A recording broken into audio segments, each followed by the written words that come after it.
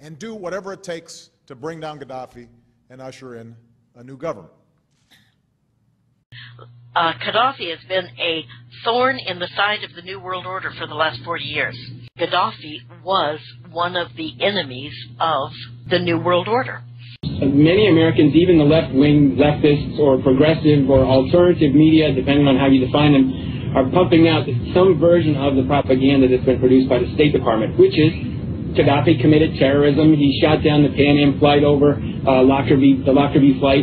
That was not a Gaddafi operation. It was a false flag operation. So the idea that Gaddafi is the premier terrorist who needs to be removed, of course, that argument gets a lot of play. But the biggest terrorists in the world are getting away with absolute murder at this very moment, and they haven't been. Their names aren't even known in the media, like Maurice Templesman. King Idris not only had, rooms full of little boys that men from all over the world came to have sex with, but if the men particularly liked the little boys, they got to take them home with them. The reason that Gaddafi overthrew King Idris is because Gaddafi did not believe that the Quran allowed men to surround themselves with little boys for the purpose of sex. The military and Gaddafi did not believe that the Quran allowed men to do this to little boys. And so that's why they had the coup to get Idris out. And Idris, where did he go? Of course, to England. In my opinion, that's the pedophile capital of the world. Everything you know is wrong, particularly what you're being told about. Libya. It's a vast country, hot, dusty, and dry, 90% desert. So you may be surprised to know there's a huge river flowing beneath it, a vital source of drinking water for Libya's cities, a man-made river that could one day even turn desert into farmland.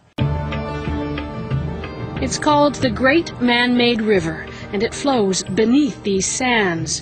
It is colossal in scale.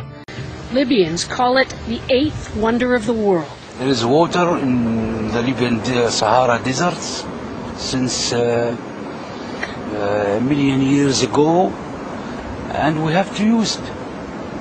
We have to use this water. It carries hundreds of thousands of cubic meters of water from the Sahara in the south to the northern coastline every day. We try to make sure that the data that we give to the Libyan Authority is accurate and correct, and if the water stops, then so does the country. So it's very important. Libya's ambitions don't end with drinking water. Planners here want to irrigate to reduce the country's heavy dependence on food imports. The parched lands around this huge man-made lake near Benghazi are slowly being turned to agricultural use. Tony Allen is a water specialist who's studied the man-made river for decades. He says it certainly won't be enough to green Libya. There's not enough water now, and certainly for a future doubled population, there's just no chance that it will produce the food that it needs.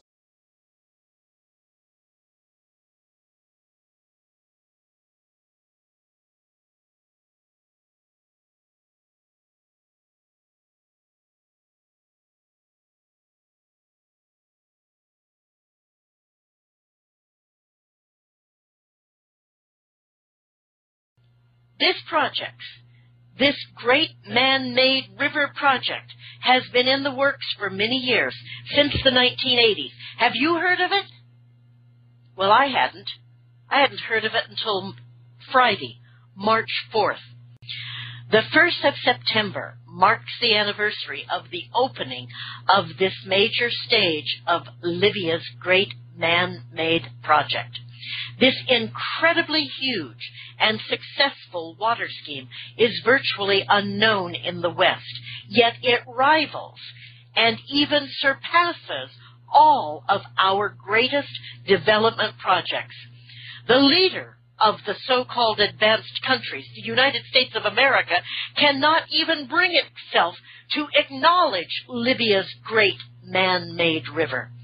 The West refuses to recognize that a small country with a population no more than 4 million can construct anything so large without borrowing a single cent from the international banks. Oh my God, how did they do that?